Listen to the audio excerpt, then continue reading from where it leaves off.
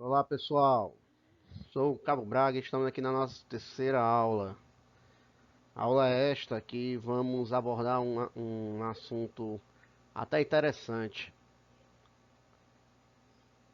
Instituição Militar 3, Ouvir do Ipiranga. Vamos abordar aqui, pessoal, o feriado. Vamos falar sobre o que é o feriado de 7 de setembro, o que foi o acontecimento de 7 de setembro, o que foi em si o acontecimento de 7 de setembro. Primeiro CPM-GF, primeiro do ensino médio, com a novidade agora do Major Alexandre como coordenador à frente. Os monitores, quem vos fala, Cabo Braga, e o Cabo Júnior que se encontra no apoio.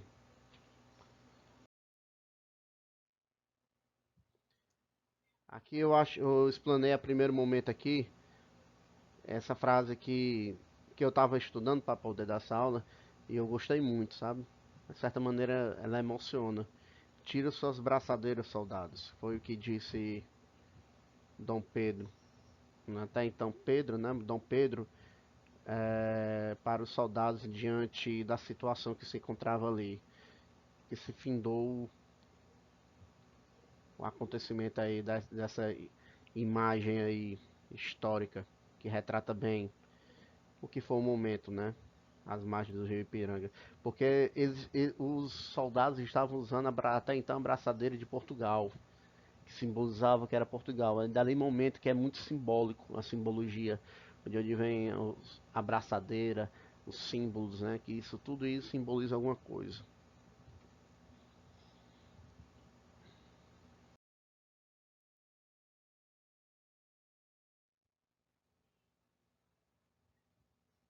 7 de setembro. Pessoal, nós vamos estudar aqui o 7 de setembro. Vou puxar um pouco da história. No primeiro momento, eu vou puxar da história. Uma breve explanada aqui sobre o que culminou aqui no 7 de setembro, feriado, a independência. Vamos abordar alguns acontecimentos históricos que culminou no grito histórico às margens do rio Ipiranga.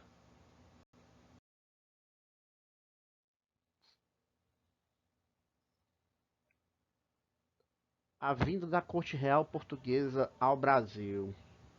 Vamos abordar aqui a primeira coisa que o Portugal estava na época em meio a uma guerra que havia entre o Reino Unido e a França, onde Napoleão, imperador da França, decretou o embargo econômico para a Inglaterra, no qual qualquer país, no qual que consistia no qual, que qualquer país que mantivesse relações comerciais com o mesmo iriam ser invadidos. Como Portugal historicamente tinha relações comerciais importantíssimas com o Reino Unido, ele não conseguiu respeitar, na verdade, né? Porque eles dependiam muito daquele comércio que mantinha historicamente com a Inglaterra, mais precisamente. Motivo pelo qual fez Napoleão invadir Portugal no fim do ano de 1807, fazendo que a coroa portuguesa fosse ao Brasil, a maior e mais importante colônia. Ou seja, quando a corte portuguesa ela se viu sem saída, eles correram para o Brasil para tentar fugir de Napoleão, porque a derrota era certa. Porque na época lá a França, juntamente com a Inglaterra, as duas maiores potências mundiais. Não só da Europa, né, mas sim mundiais, militarmente falando, principalmente Napoleão.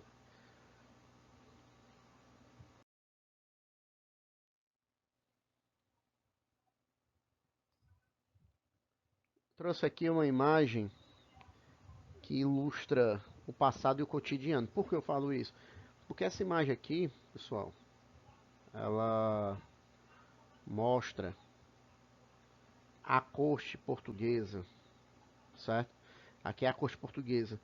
Há registros que diz que a corte portuguesa ela tinha por volta de 20 mil pessoas e todas elas ficavam na aba da corte, que por sua vez que era quase que totalmente sustentada pelos recursos naturais do Brasil, né, pelo ouro, por tudo que tinha no Brasil, que era a colônia que sugavam do Brasil, foi uma colônia de exploração, ou seja, explorou até onde não dá mais, acabando com várias coisas que recursos naturais que tinha no Brasil. Ou seja, que fala bem, o menino aqui, a criança, ó,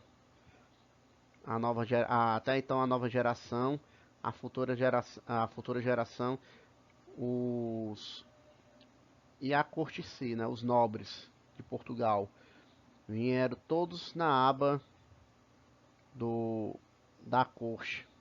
E o que isso reflete hoje? Porque muita gente hoje até hoje em dia, por conta muito das raízes que temos de colônia e exploração, é o que temos os escândalos de corrupção hoje, se alimentando do Estado brasileiro.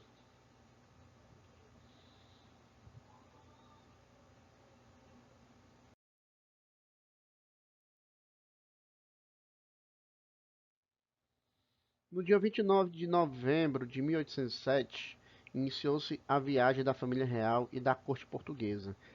18 navios de guerra portugueses e 13 britânicos escoltaram mais de 25 navios mercantes de Lisboa até a costa do Brasil. A bordo, que, a bordo seguiam mais de 15 mil portugueses. Pois é, tem essa estimativa aí que há quem diga que chegou até 20 mil. Em 1808, quando a coroa chegou ao Brasil, mais precisamente na cidade do Rio de Janeiro, motivo pelo qual a cidade do Rio de Janeiro foi a primeira capital do Brasil. E no mesmo ano foi criado o Corpo de Fuzileiros Navais. E em 2008 eu estava na Marinha, no Rio de Janeiro. Eu participei até a corrida de 200 anos. Participei em alusão ao segundo centenário do Corpo de Fuzileiros Navais, porque a Marinha é mais antiga. Ela é bem mais, é um pouco mais, ela é bem mais antiga, né, na verdade. E o Corpo de Fuzileiros Navais, que faz parte da Marinha, veio logo após.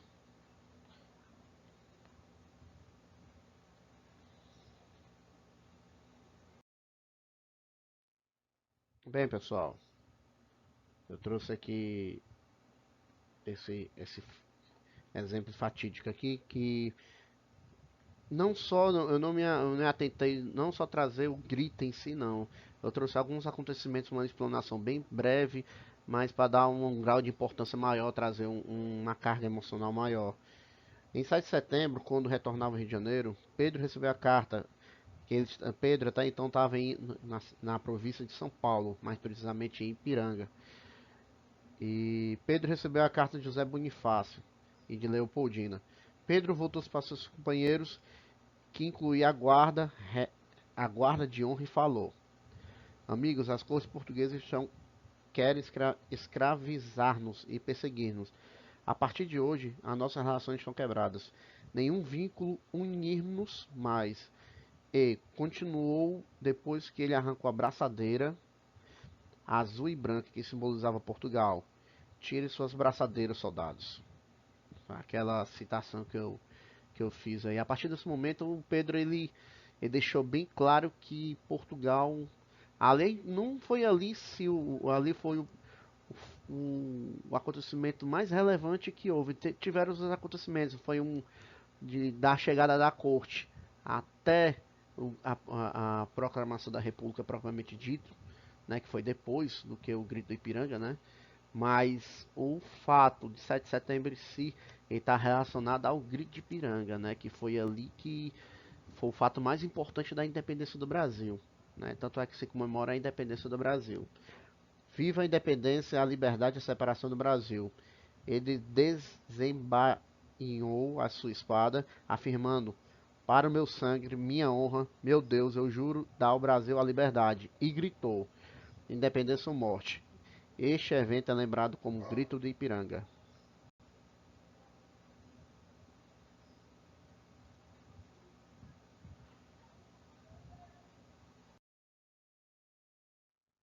Para a próxima aula, olha só o que, é que tem aqui, pessoal. Para a próxima aula, o nosso presidente vigente, Jair Messias Bolsonaro.